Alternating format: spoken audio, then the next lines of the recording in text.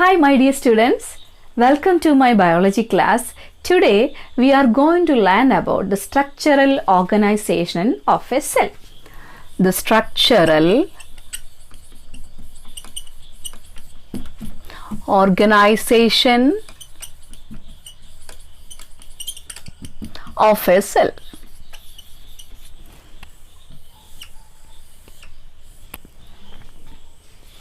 We have already learned about the basic features of a cell in the previous class. A cell is the basic structural and functional unit of a living body. The cell has a lot of features. The cells vary in size and shape. The cells vary in number in different organisms like unicellular and multicellular organisms. The cell has division of labor in them.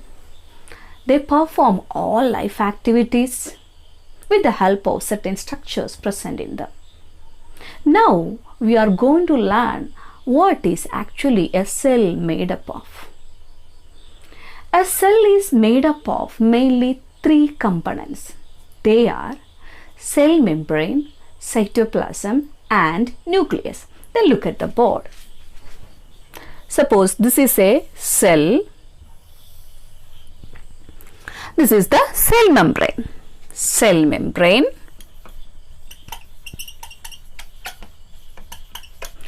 Then it has a nucleus.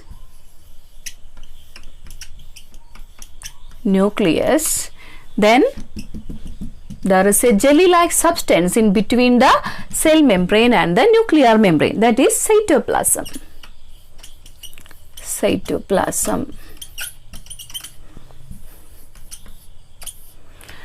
These are the specific components of a typical cell. Then first of all, let's learn about cell membrane in detail. Cell membrane.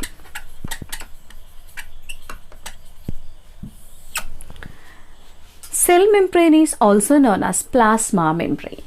First point, plasma membrane.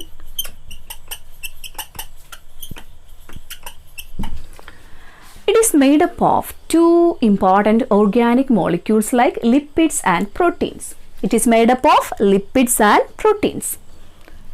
Lipids and proteins. First of all, it separates the cell contents from the external surroundings. Separates the cell content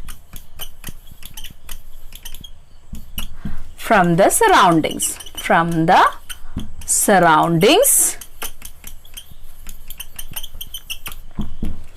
The next point is it allows the entry and exit of some selected molecules across it. So it is also known as selectively permeable membrane. It allows the entry and the exit.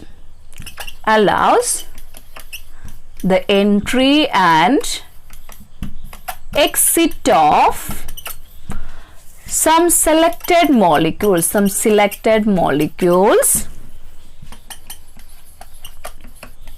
Across it. So it is also known as selectively permeable membrane.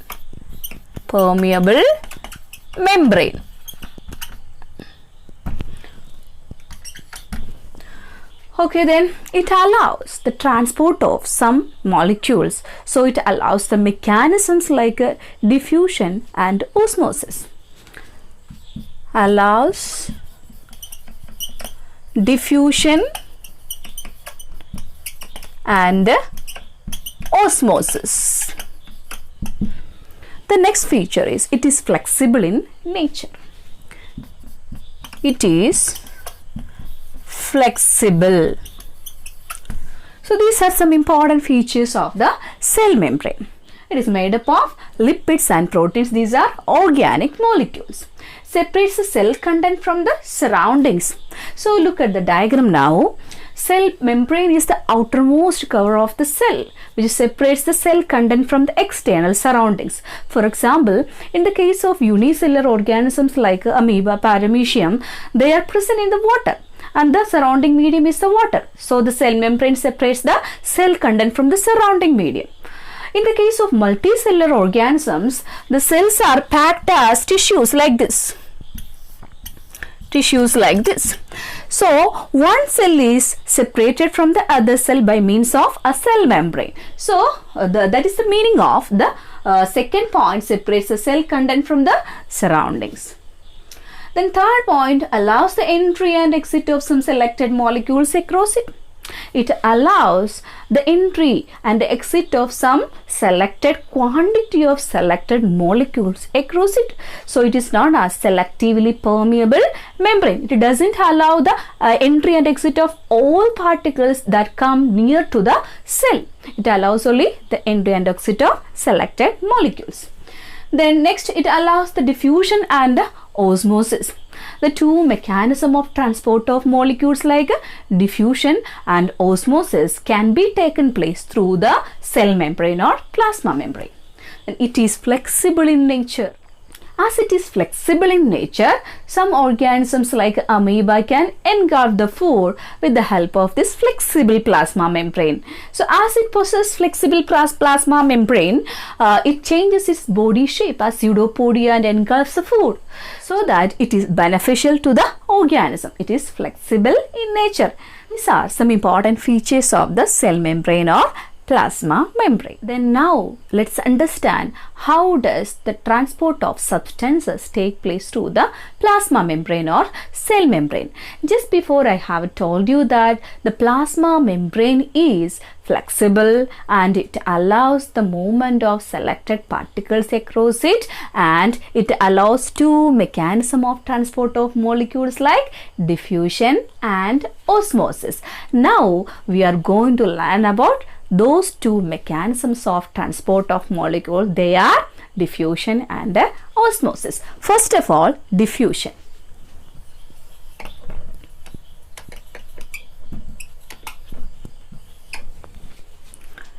We will learn about the diffusion with the help of an activity. Now you can observe a simple activity to understand the process of diffusion. For this, we need a glass tumbler with water and ink. Now I am going to add the ink to the water. So when I add ink to the water, you have to observe how that molecules of ink spread to the water. Observe it now. One drop.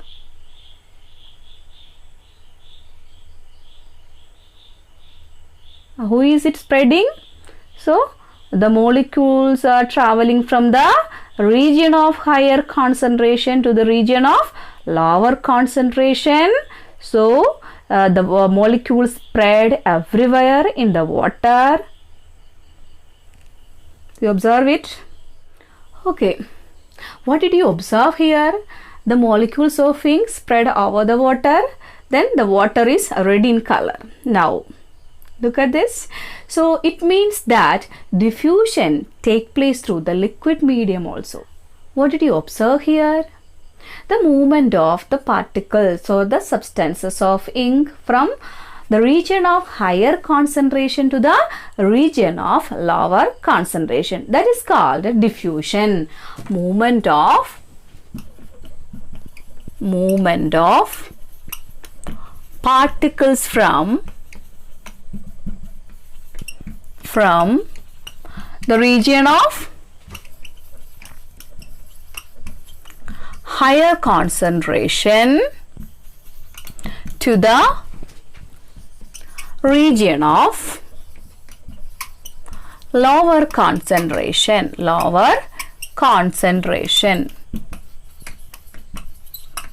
Now you can observe another activity to describe diffusion process. Look at here. Here it is an incense stick. It is burning. So it spreads its fragrant smoke to the room. So it spreads everywhere. That means it is taken place through the air, the medium air. That means diffusion can be taken place through the medium air.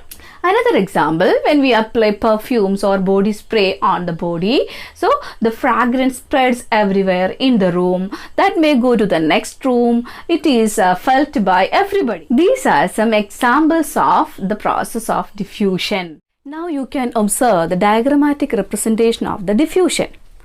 Then let's think about how does exchange of gases like oxygen and carbon dioxide take place through the cell membrane. We all know that human beings have lungs for respiration. The lungs are made up of small sac-like structures called alveoli. Alveoli are richly supplied with the blood vessels. Now you can see the images of human lungs with the alveoli. Now let's study the exchange of gases like oxygen and carbon dioxide take place through this alveoli and the blood capillary. You look at the diagrammatic representation of one alveolus and one blood capillary. The alveoli contains more concentration of oxygen because when we inhale oxygen rich air, the more oxygen is present in the or more oxygen is drawn into the alveoli sac. That's why the concentration of oxygen is high inside the alveoli. So at the same time, the blood that is present near the alveoli sac, that means the blood capillary carries the blood that contains less quantity of oxygen or less concentration of oxygen. At the same time, it has high amount of carbon dioxide because it carries the impure blood from the body parts of a person. So what happens here? The molecules move from the region of higher concentration to the region of lower concentration. You can observe here oxygen molecules diffuse into the blood capillaries to the blood by a process called diffusion. At the same time, carbon dioxide from the blood diffuse into the alveoli. Thus, gaseous exchange take place in between the alveolar air and the blood capillary. Then what we have learned today about diffusion? Diffusion is a specific process in which molecules move from the region of higher concentration to the region of lower concentration. It takes place through the semi-permeable membrane in the case of tissues or cells. But in the case of liquid medium and the gaseous medium, the air and the water, it doesn't require a semi-permeable membrane. So that I can say it may or may not require a semi-permeable membrane. Then third point, diffusion helps in the exchange of molecules, especially the nutrients, in between the cells and helps for the survival of the living organisms, including plants and animals. As the portion is too lengthy, I wind up the topic diffusion here. So we will meet again with the next topic, osmosis, in the next class. So with this, I conclude my session. Then thank you and have nice moments.